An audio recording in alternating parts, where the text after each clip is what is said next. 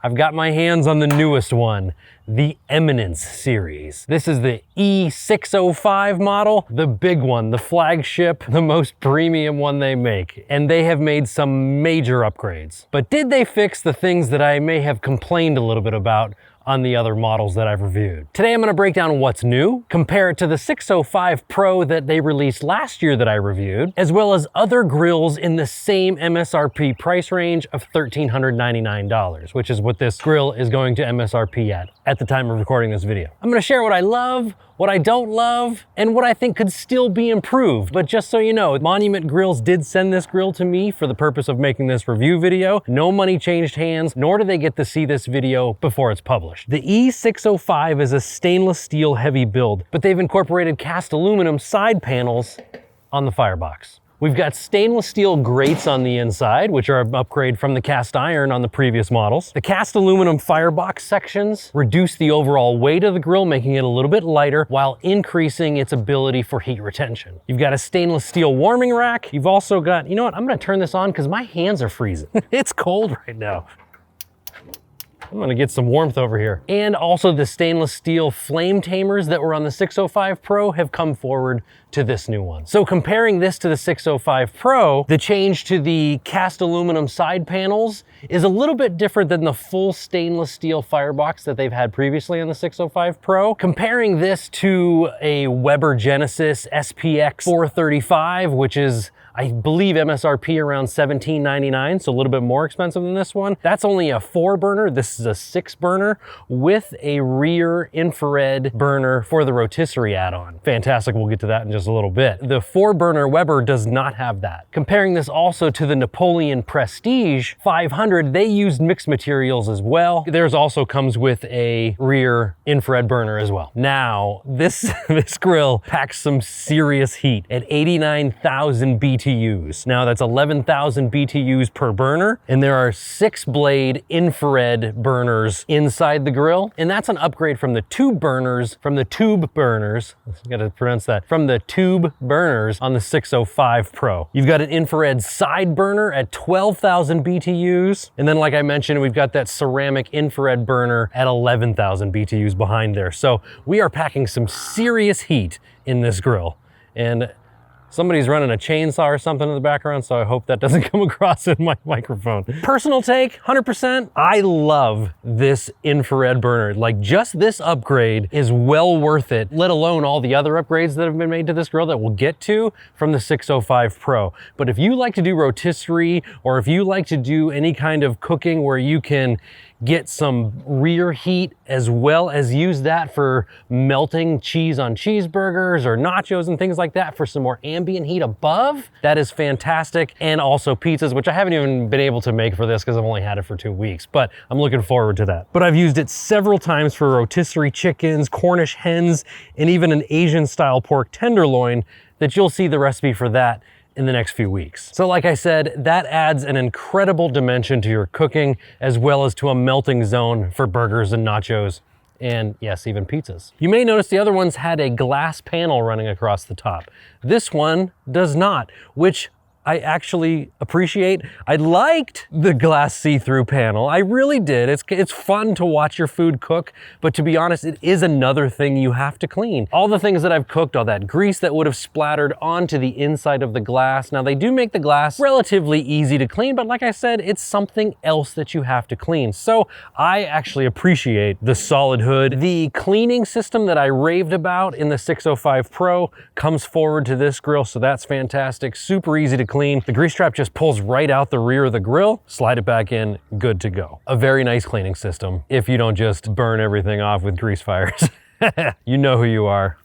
Let's talk about the smart features and the control options you've got with this new grill. LED knobs, Bluetooth display, and app connection. The LED display on the side here is fantastic. I don't have it plugged in right now, so comparing that to the 605 Pro, which was battery powered, you could basically roll that anywhere and have your digital display running. So that was nice. So if you're the type of person that doesn't like to have things plugged in, or doesn't have a plug near you, or usually has to have a extension cord to plug a smoker in or things like that, keep that in mind with this new Eminence series.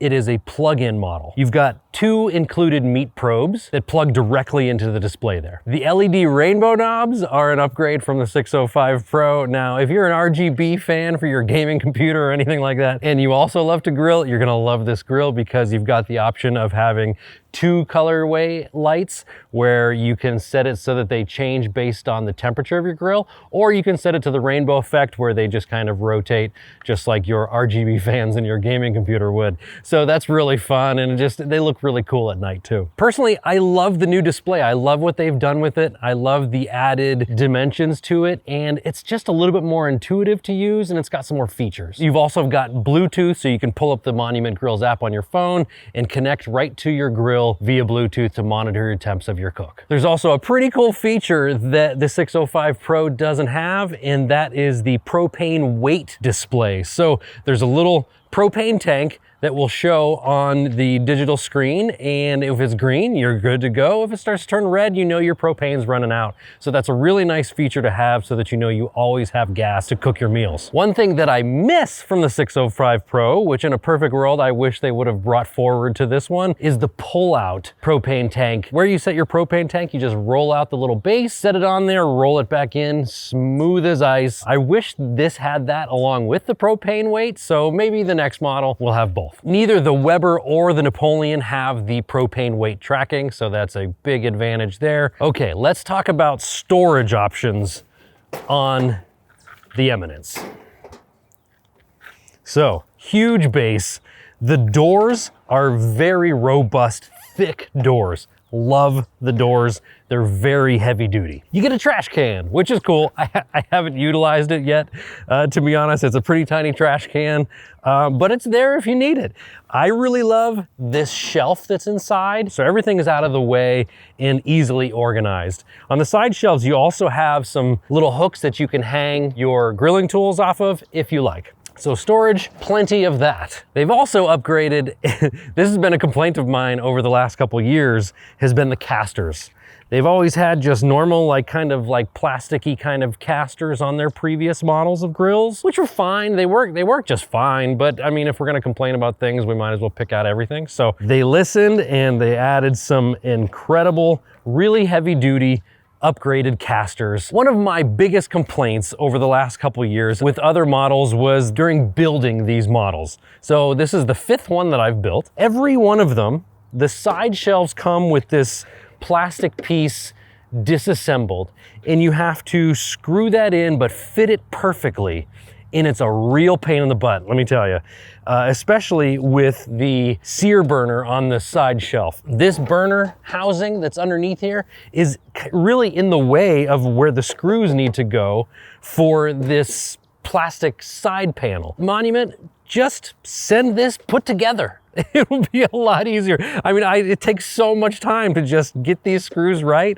It's really, I know I'm splitting hairs here with my complaints, but it is a real pain in the butt when you're building it. Other than that, building this grill was really easy, just the side shelves. So just something I think can be improved on from the customer side of things is just send this already attached. Let's talk about durability and weather resistance, because that's probably one of the biggest questions I get on all the other Monument grills that I've reviewed is how durable are they? Because some of the metal is rather thin. However, I can't stress this enough. This winter was one of the worst winters we've had in our area in many, many years. I mean, in over a decade. So we have had sub-zero temperatures, tons of ice, tons of snow. We're actually second in the country for snowfall this year so far. Crazy, crazy wind.